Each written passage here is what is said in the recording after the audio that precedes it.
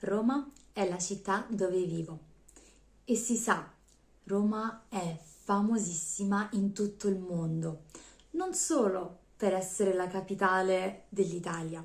Veniva infatti chiamata Caput Mundi, la città eterna, e tutto questo per un ottimo motivo. È una città da una profonda cultura, ricca di architettura, arte in ogni singolo angolo dove la andrete a visitare. Ogni anno Roma è pienissima di turisti che la visitano e queste persone vengono da ogni parte del mondo e sognano di poter finalmente vedere monumenti, sculture, piazze e chi più ne ha più ne metta. Io sono Paolina, una degli insegnanti di Italian House. Insegniamo italiano e se siete curiosi veniteci a trovare sui nostri social e giù troverete ulteriori informazioni e adesso partiranno anche i corsi. Da persona che ha sempre vissuto a Roma, non si smette mai di scoprire questa città.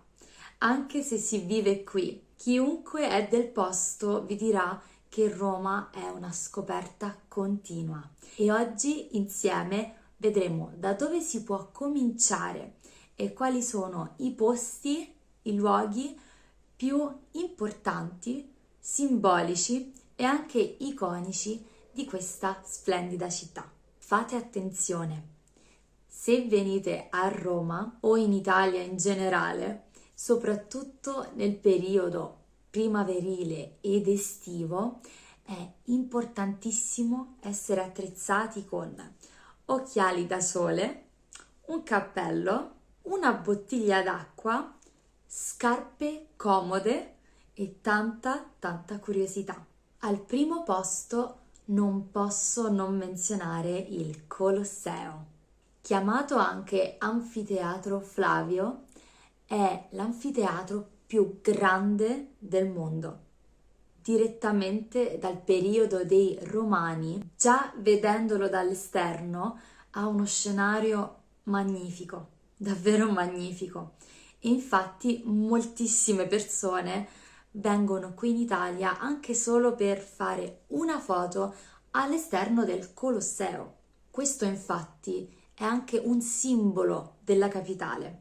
Però si può anche visitare all'interno, si può camminare attraverso le rovine, immaginare come era in passato con le lotte tra i gladiatori e pieno con la folla di antichi romani.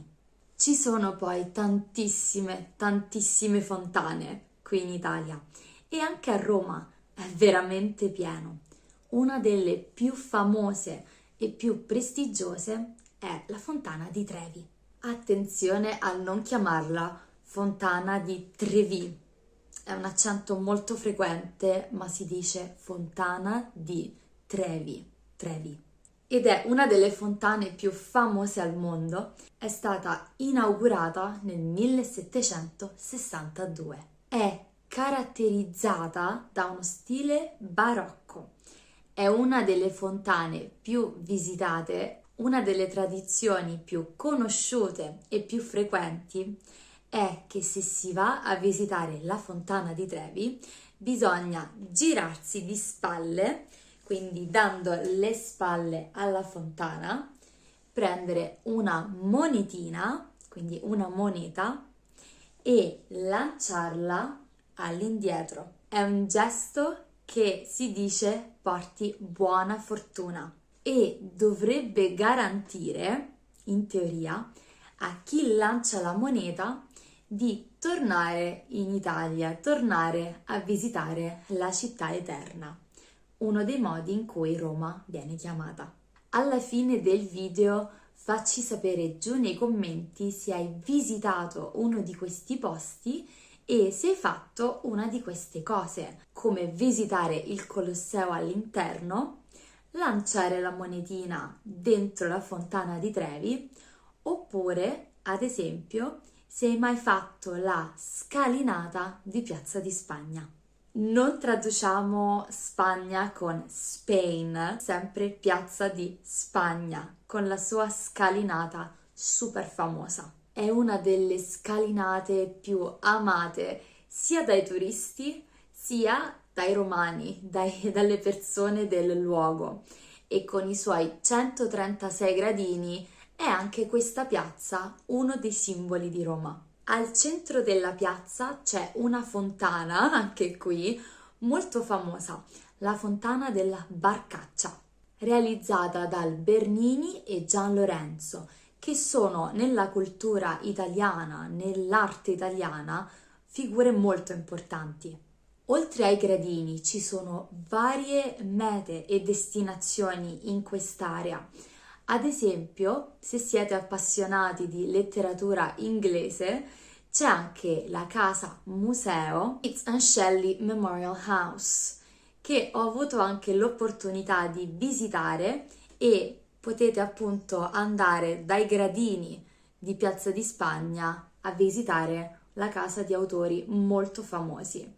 Infatti Roma e in generale l'Italia sono state anche mete di tantissime figure importanti internazionali, non solo italiane. In cima alla scalinata c'è Trinità dei Monti e in aggiunta da questa piazza ci sono vie molto importanti, vie principali di Roma, come ad esempio Via dei Condotti o Via del Corso. A fianco al Colosseo, un altro pezzo storico di Roma, un altro simbolo di Roma è il Foro Romano, un'area molto importante soprattutto pensando ai romani in passato. Era un centro culturale, economico, anche religioso della vita politica e non dei romani, degli antichi romani. Adesso sono visibili le rovine e vengono anch'esse visitate assolutamente da tutti i turisti. Sono infatti vicino al Colosseo, quindi basta solo camminare. Un tempio molto particolare che troverete a Roma è il Pantheon. È stato fondato da Agrippa e successivamente ricostruito da Adriano. Adesso è anch'esso una delle mete più importanti della città. Se entrate sicuramente rimarrete sbalorditi, soprattutto dall'infrastruttura interna, e è a forma circolare e se guardate in alto c'è anche un buco. È anche uno dei monumenti che si è conservato meglio nel corso degli anni e è sicuramente da visitare almeno una volta. Roma è veramente ricca di possibili mete e posti da visitare. La lista potrebbe continuare all'infinito. Vi voglio anche menzionare altri posti veramente cruciali quando si tratta di Roma. Il Vaticano e i musei vaticani, che sono sempre pieni di turisti, e si tratta anche dello stato più piccolo del mondo. Tipici di Roma sono anche i San Pietrini, che non sono qualcosa da visitare, ma quando girerete per le vie, per le piazze principali, incontrerete spesso. E anche se sono parte della vita dei romani, molti non li apprezzano. Quindi mentre camminerete, se troverete questa tipologia di strada, saprete che si tratta di San Pietrini. Anche Circo Massimo, Piazza Navona sono alcune delle zone dove incontrerete più persone che vengono fuori da Roma, sia per una passeggiata, sia per fare un tuffo nel passato. Roma vi accoglierà sempre. Fatemi sapere se siete venuti nella capitale dell'Italia e cosa avete visitato. Grazie mille per aver visto il video, seguiteci anche sugli altri canali, sugli altri social e se avete delle domande potete farle qui sotto. Grazie mille e ci vediamo al prossimo video.